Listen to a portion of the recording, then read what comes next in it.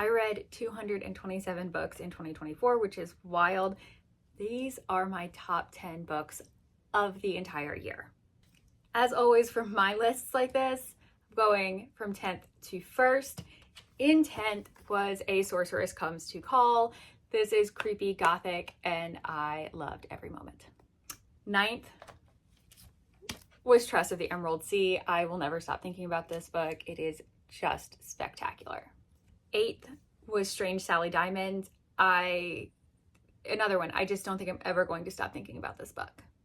7th was The Tainted Cup.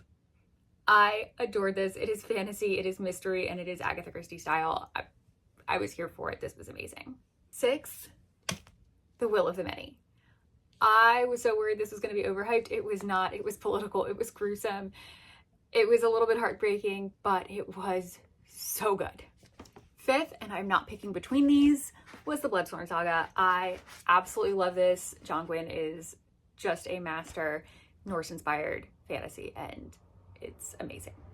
4th was The Sword of Cain. I love this book. I cried so much, and it was so worth it. 3rd, The Fragile Threads of Power. My only complaint about this book is that I don't have the next one. It was so good. 2nd is another series. It is a completed trilogy, and I refused to pick between them, and it was the Greenbone Saga.